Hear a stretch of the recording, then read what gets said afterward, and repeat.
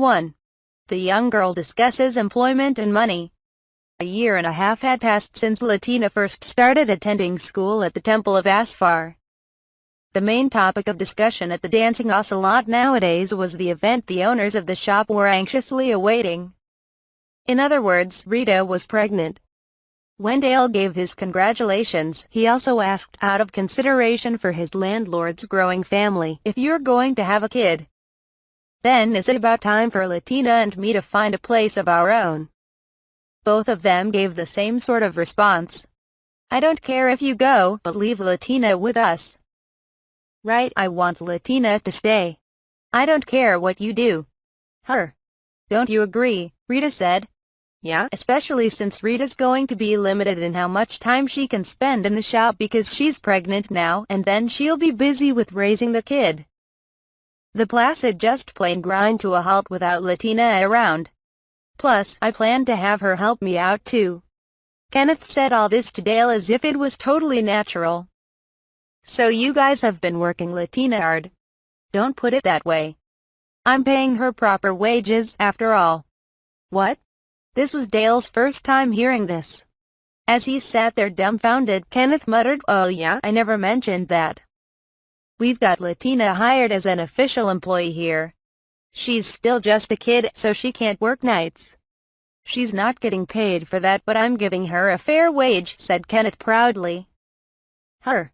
But I've never seen Latina walking around with that sort of money, Dale said, vaguely shaken. That's because she's got it in savings, Kenneth replied casually. It all started over half a year ago. Latina came toddling up to Kenneth in her usual way, a troubled expression on her face. What's wrong? Did something happen? Asked Kenneth. Latina has a request. Can you do something for Latina? She asked, really hesitating and finding it hard to say. I won't know until you ask. Kenneth, somewhat perplexed, pressed her to keep talking. You see, Latina wants money. Money? Do you want something? Why don't you just ask Dale for it? Kenneth asked, but Latina only looked more and more troubled. Dale gives Latina all sorts of things. And if she asks him, he goes out and buys a lot of stuff too. So if Latina says she wants money, she thinks he'll give her a lot of that as well. But he'd probably ask her what she was using it for. That showed that she was well aware of how much Dale spoiled her. Hiding his astonishment, Kenneth kept on talking. Well, that's true. You've got everything you could want, right? So what are you thinking? Latina wants to have money of her own, she said, looking somewhat troubled. It was clear that she wasn't particularly used to making requests. She wasn't greedy, after all, and she never threw tantrums either, so as long as it wasn't anything unreasonable, Kenneth wanted to grant her request. But he was hesitant. He wasn't sure whether it was okay to make a money-related decision without her dad knowing. That was why he wasn't able to agree immediately. Dale's always giving Latina lots of gifts, but she's never able to give him anything. Latina explained. Oh right, now that you mention it, Dale's birth month is coming up, isn't it? Yeah? Latina wants to get him a present. Latina looked up at Kenneth shyly, a slight smile on her face. As always, this was no good. She was such a good kid, and with that cute face of hers added on top, it just wasn't fair. And considering her reason, he couldn't just go and get Dale's permission.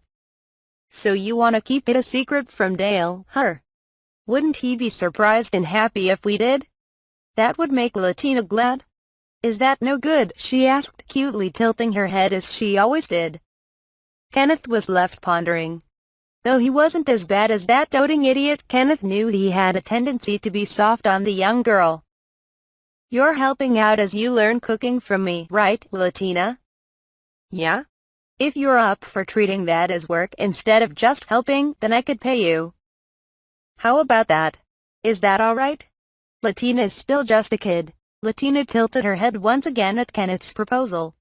Her immediate concern about that showed how sharp she was. It's true that it may be a little soon. Normally, you'd start working as an apprentice after you're done learning the basics at school. The students who excel, though, can go on to higher learning. If it's as an apprentice, then Latina can work, replied Latina, nodding her head in understanding. Still, don't you want to continue on to advanced schooling, Latina? Kenneth had heard Dale brag over and over about just how much Latina excelled, and Kenneth understood that from watching Latina as well. She was incredibly skilled when it came to her studies, so it wouldn't be strange at all to see her continue on to advanced schooling. Well, Latina's a devil. That's true. She likes studying, and she thinks that when she becomes an adult there will be all sorts of things she wants to do. It appeared that she had come to grips with her own long lifespan in her own way. Right now, Latina wants to learn all sorts of things from Kenneth. Her goal is to be able to make delicious meals like Kenneth does.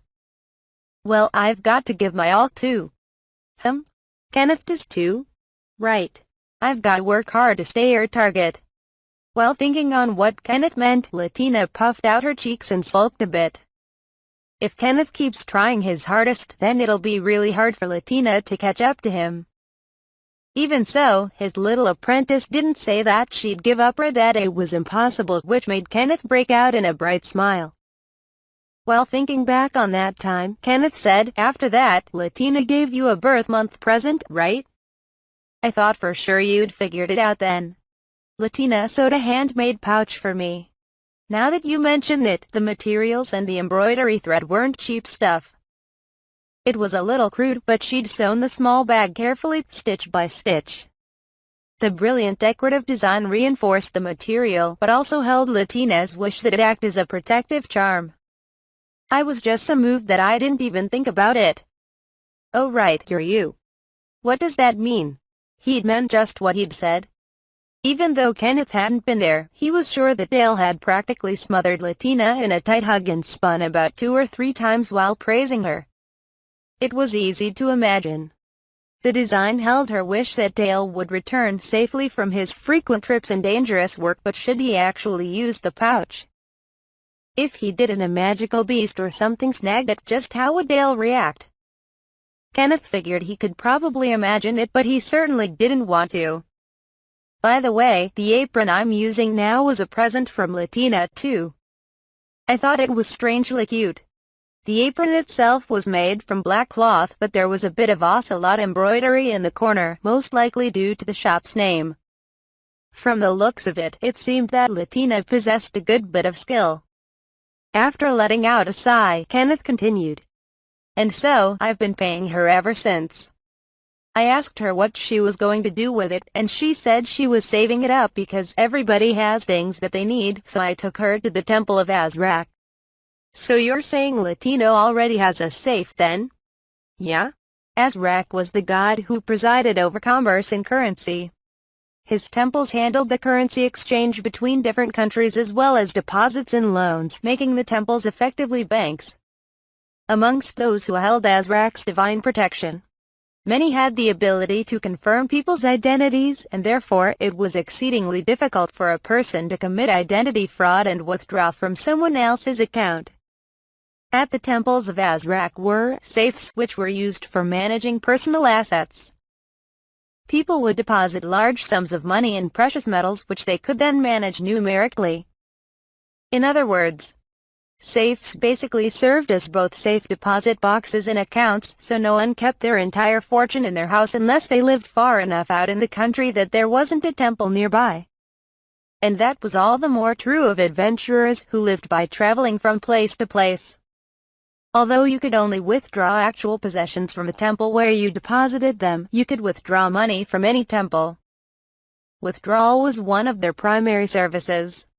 Thanks to the nature of their business, temples of Azrak were also famous for employing powerful private soldiers, second only to the combat-centric temples of Amar. It was a common joke that temples of Azrak were better protected than any local fortress, and that wasn't necessarily untrue. Latina sure is sharp. She asked me why it was alright to deposit money in a temple. Now that you mention it, I've never really discussed temples with her, said Dale with an understanding nod. Agreeing with Dale, Kenneth added, it seemed that way, so I explained them to her. I told her that people with divine protection couldn't commit any fraud in their work. Well, they can. They just mustn't get caught and judged for it. Though if they are, they'll lose their divine protection and be exiled.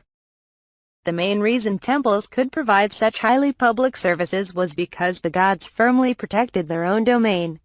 Even the townsfolk didn't believe that everyone who served the gods was virtuous, but they did believe in the gods' authority. While gods safeguarded those in their domain, they didn't forgive transgressors. The gods granted lowly men the power known as divine protection, which was a fragment of a god's miraculous power and exceeded that of magic. The nature of that power was deeply connected to the god who granted it.